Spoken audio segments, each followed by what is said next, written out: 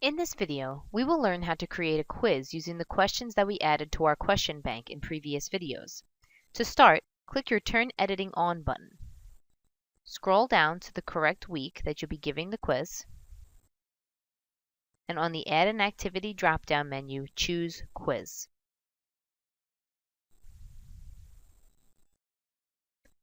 First, you will be asked to give your quiz a name.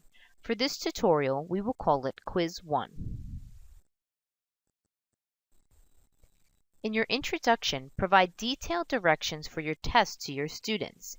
I will write, "Please complete the following quiz. You will be allowed one attempt at this test and will have 1 hour in which to complete it. Good luck." The next section that you see applies to timing. You can choose a date and a time for your quiz to open, which means when it will be readily available to your students.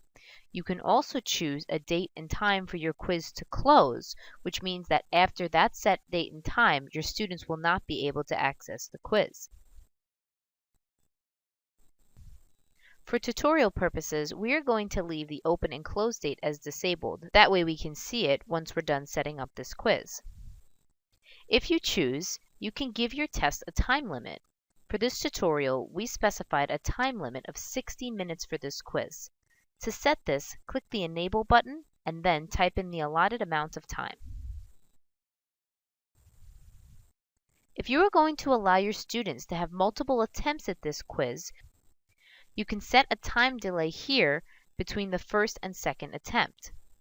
If you set it at, say, 30 minutes, that would mean that the students would have to wait at least 30 minutes before trying to attempt the quiz the second time.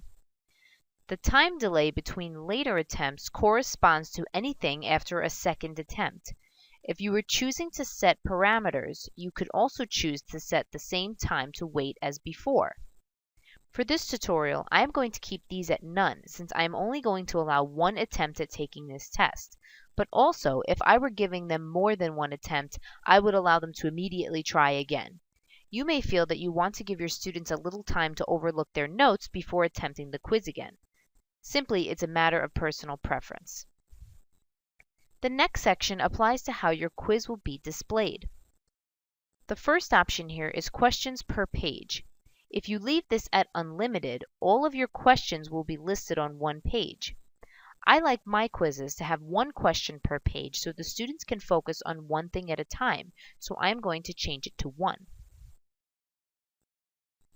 Under Shuffle Questions, you can choose to shuffle the questions that you've created so they appear in random order on each student's computer. I am going to make this Yes. For the Shuffle Within Questions option, if you choose Yes, your answers to multiple choice questions will all be shuffled within a quiz. The next section applies to the amount of attempts you want your students to have at a quiz. Under Attempts Allowed, if you choose Unlimited here, the student will be able to take a quiz as many times as they like. For tutorial purposes, I'm going to change this to 1 since I only want my students to take this quiz 1 time. The next option in this section says each attempt builds on the last. If you choose to allow your students multiple attempts on their quiz, you need to decide how you want those attempts to be calculated. If you choose Yes, each attempt will contain the results of the previous quiz. If you choose No for this, which we're going to put for this tutorial, the student will get a fresh quiz for every attempt they make, and only the new answers to the quiz questions will be counted.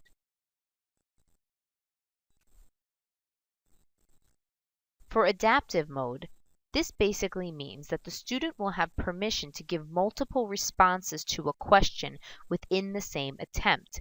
For example, if a student selects an answer to a question that is incorrect, the student will be able to try that question again immediately. For each wrong attempt, however, a penalty that you set yourself should be subtracted from the student's score. I don't want my quiz to be in adaptive mode, so I'm going to change this to No. The next section applies to how a quiz is graded. On this menu here, you have 4 options. The highest grade option will take the highest grade out of all of the students' quiz attempts as the final grade. The average grade will average all of the students' quiz grades together. This average will be seen as the final grade. First attempt, only the answers from the first time the student has attempted the quiz will be counted. The rest of the attempts can be seen as practice, but their grades will not be counted as the final grade for that particular quiz. And lastly, the last attempt. Only the answers from the last time the student attempted the quiz will be counted. The rest of the attempts are seen as practice, but just like the first attempt option, their grades will not be counted as the final grade for that particular quiz. Since we are only allowing 1 attempt for our quiz, we are going to choose highest grade. The next option here is apply penalties. If you choose yes for this, any of the penalties you set up while creating a particular question will be applied if a student answers that question incorrectly. I'm going to choose no for this. Decimal digits in grades. I am going to leave this option as the default of 2. The next set of options allows us to customize the reviewing of the quiz.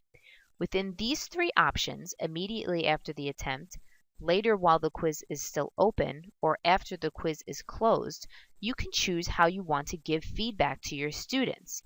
The viewable feedback includes responses, answers, feedback, general feedback, scores, or overall feedback. The first one we will look at is immediately after the attempt. This basically means that the feedback is given to the student immediately after a question is answered. The next option is later while the quiz is still open. This means the feedback is given after all the questions have been answered but not yet completely submitted. And lastly, after the quiz is closed. This feedback is given after the students have completed the entire exam.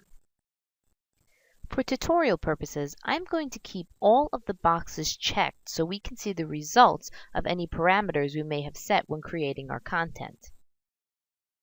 The next section here discusses security within your quiz. We are going to leave the browser security as none, but if you did select the alternative option here of full screen pop-up with some JavaScript security, it would open up a secure full screen window when the students begin to take the test, so certain controls of the mouse and keyboard will be disabled. If you like, you can choose to password protect each quiz here. The student will be able to see that there is a quiz created for them, but they won't be able to take it until they input the correct password. If you choose to do this, you can send the students the password the day of the test so they can only access it on that day. We're going to leave the required network address section blank, and we're also not going to access any of the lockdown browser features. Under Common Module Settings, we will keep the group mode as no groups since we haven't distinguished any groups in this class. We will leave Visible Set to Show and ID number blank since we don't have any information to put in here. Under Grade category, you would select where you want this quiz to fall under in your gradebook. Right now, since we haven't set up our categories, we will leave this as uncategorized, but later, once everything is all set up, you would choose where you would like this grade to go from this menu here. Lastly, you have the ability to add overall feedback in this section that's provided to your student after the exam has been completed. If a student gets 100%, we will make their feedback "Nice work." If you would like to set a grade boundary for different kinds of feedback, you can also do this in this section by putting the percentage that you want in grade boundary box and supplying the feedback that you would like to go along with that grade. So we could put a grade boundary of 80% and put the feedback as "Good job." Once you are all set with your quiz, press Save and return to course. In our next video, we will learn how to add questions to this quiz and also how to distribute it to the students. This concludes the tutorial on creating a quiz.